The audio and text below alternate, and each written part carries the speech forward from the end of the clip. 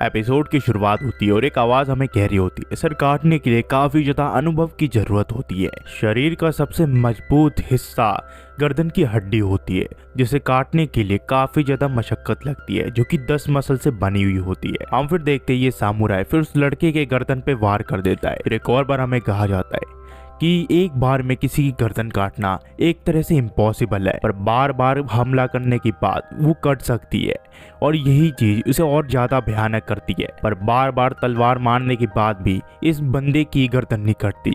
यहाँ पे ये सोचते ये तो इम्पॉसिबल है, कटाना टूट गई पर इसका गर्दन ये काट नहीं पाया। फिर ये लड़का कहता है मैं मर क्यों नहीं पा रहा हूँ, मैंने इतने लोगों को मारा और मेरे अंदर कोई फीलिंग्स भी नहीं है और मेरी दुनिया से कोई अटैचमेंट भी नहीं है और मैं ज्यादा लंबी लाइफ जीना भी नहीं चाहता। फिर हमें एक लड़की की आवाज सुनाई देती है जो कि कहती है तुम्हारा नाम गाबी मारू है और तुम एक शिनोबी विलेज में पैदा हुए हो जिसका नाम इवागाकुरी है और बचपन से तुम्हें असैसिनेशन की टेक्निक सिखाई गई है। कई लोग इस ट्रेनिंग के चलते मारे गए पर जो भी आखिर तक बचा रहा उसके पास सुपर ह्यूमन बॉडी आ गई और तुम्हारे लिए किसी भी बॉडी पार्ट से एक कटाना को तोड़ना एक मामूली सी बात है। यहाँ गाबी मारू कहता है कि मैंने तो निंजुत्सु भी यूज नहीं किया था फिर भी वो लोग मुझे नहीं मार पाए।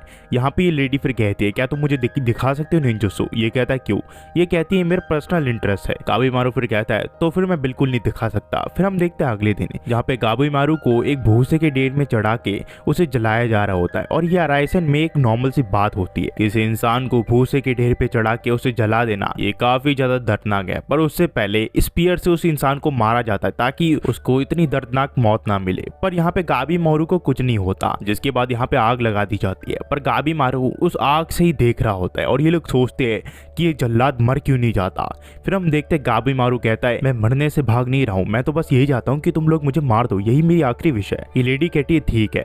गाबी मारू कहता है अगर तुम्हें दूसरी ओर ही देखना है तो तुम मुझे कुछ कपड़े क्यों नहीं देती? ये कहती है कि तुम्हारे कपड़े ना पहनने से मेरा कुछ लेना देना नहीं है, मुझे तो सिर्फ ये इवेंट रिकॉर्ड करना है। गाबी मारू फिर कहता है कि मेरी बैक स्टोरी इतनी अच्छी नहीं है, मैं जब बच्चा था विलेज के चीफ ने मेरे मॉम डैड को मार दिया पर उसके लिए मेरे अंदर कोई भी फीलिंग नहीं है। जिंदगी का गोल, मेरे पास कोई गोल नहीं है। शिनोबी के पास कोई पर्पस नहीं होता, जब उन्हें मारने के लिए कहा जाए वो मार देते हैं। मैं कैसे पकड़ा गया?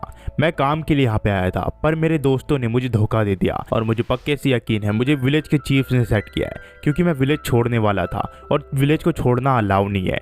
यहाँ पे ये कहते तुम विलेज क्यों छोड़ रहे थे? ये इसका जवाब नहीं देता। फिर हम देखते हैं अगले दिन गाबी मारू की दोनों टांगे को बुल से बांध दिया जाता है जिससे गाबी मारू के जो शरीर है वो 2 टुकड़ों में बढ़ जाएगा और वही मारा जाएगा। पर गाबी मारू इतना स्ट्रांग होता है ये बुल्स बेहोश हो जाती है उसी के साइड में। यहाँ पे ये कहता है अगर ऐसे ही रहा तो हम इसे कभी नहीं मार पाएंगे। ये लेडी फिर कहती कि मैं सरप्राइज हूँ। गाबी मारू कहता है कि मेरी शिनोबी बॉडी को लेकर।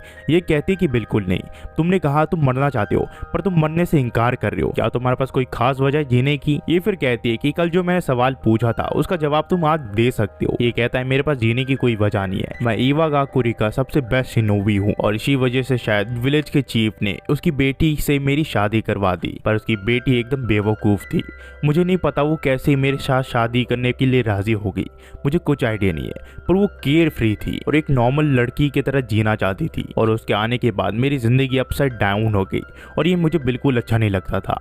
वो हर चीज पे मुझे टोकती थी, मुझे ये बिल्कुल पसंद नहीं था।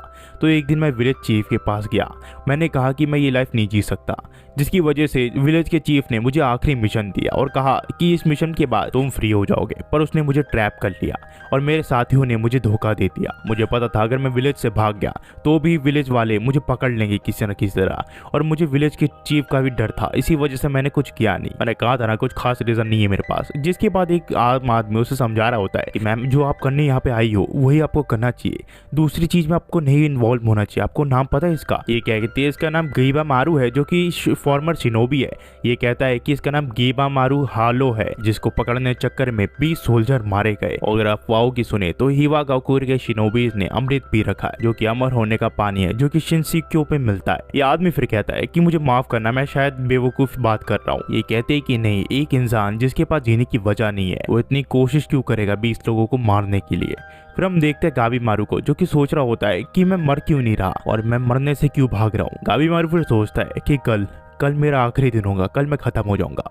फिर हम देखते हैं कि ऑयल को इतना गर्म किया जाता है कि गाबूमारू के शरीर में आग लग जाती है, पर वो मरता नहीं है। उसके अलावा कई गार्ड्स मर जाते हैं। ये कहता है कि तुम मर क्यों नहीं रहे, तुम किस मिट्टी के बने हो। फिर लड़की कहती है कि सर मैंने सब कुछ तैयार कर लिया है, अगर आप रेडी हो तो मैं कभी उसे शुरू कर सकती हूँ। जिसके बाद गाबीमारू को अंडरग्राउंड लिया जाता है। यहाँ पे गाबूमारू कहता है कि मैं काफ़ी थक चुका हूँ ये चीज़ करते हुए, तुम मुझे किसी तरह मार क्यों नहीं देते।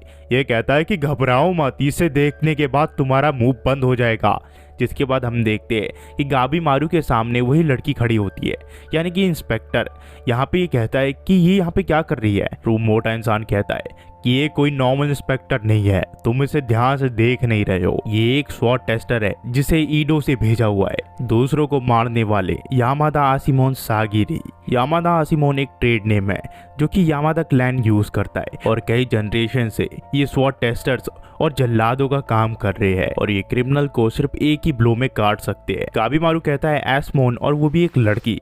ये कहती है कि गाबीमारू जितना हो सके उतना दूर भाग लो, क्योंकि अब तुम मरने वाले हो और इन्होंने मुझे अच्छा खासा पैसा दिया है तुम्हें मारने के लिए, और तुम कह रहे थे ना तुम्हारी विश है कि कोई तुम्हें मार दे, मैं तुम्हारी विश को पूरी करूंगी।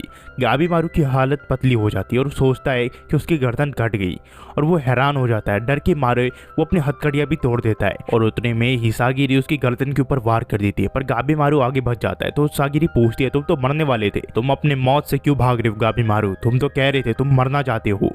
यहाँ पे ये गाबीमारू सोचने लग जाता है क्या मैं मरने वाला था, क्या सचमुच मैं मरना चाहता हूँ, क्या मैं सचमुच मरना चाहता हूँ। सागिरी कहती है कि मैंने कई लोगों को इतने सालों में मारा है और मैं उनकी फीलिंग जान सकती हूँ। तुम्हें पता है असली इंसान का ट्रू नेचर एक ब्लेड के सामने ही आता है। कई सारे लोग ब्लेड के सामने काफी ज्यादा हिम्मत दिखाते हैं, कई सारे लोग अपनी जिंदगी भीख मांगते हैं और कई सारे लोग अपने आप को झूठ बोलते हैं कि उन्होंने डेथ को एक्सेप्ट कर लिया है। मुझे पता है तुम्हारे अंदर खालीपन है और तुम किसी चीज के लिए भी जीना नहीं चाहते, पर तुमने एक चीज झूठ बोला, तुम्हारी जिंदगी में कोई अटैचमेंट नहीं है, क्योंकि तुम अपनी वाइफ से काफी ज्यादा प्यार करते हो, इसी वजह से तुम मरना नहीं चाहते और उसी की वजह से तुम अब तक जिंदा हो। तुम अब तक यही सोच रहे थे अगर तुम मर गए तो उसका क्या होगा। फिर हमें दिखाया जाता है इसकी वाइफ की वर्ड्स, जो कि कह रही होती है कि काश हम एक नॉर्मल लाइफ जी पाते, नॉर्मल कपल की तरह हम लाइफ जी पाते। सागिरी फिर पूछती है कि तुम अपने आप से झूठ क्यों बोल रहे हो, कि तुम्हारे पास जिंदगी में कोई भी अटैचमेंट नहीं है, तुम साबित क्या करना चाहते हो। गाबीमारू कहता है तुम्हें मेरी जिंदगी के बारे में कुछ नहीं पता, किस दुनिया में अब तक जी रहा था तुम्हें कुछ भी नहीं पता, मैं हूँ हॉलो। गाबीमारू को फिर उसकी वाइफ के वर्ड्स याद आ जाते हैं जो कि कह रही होती है कि तुम हॉलो नहीं हो। गाबीमारू कहता है कि मैं बड़ा होते होते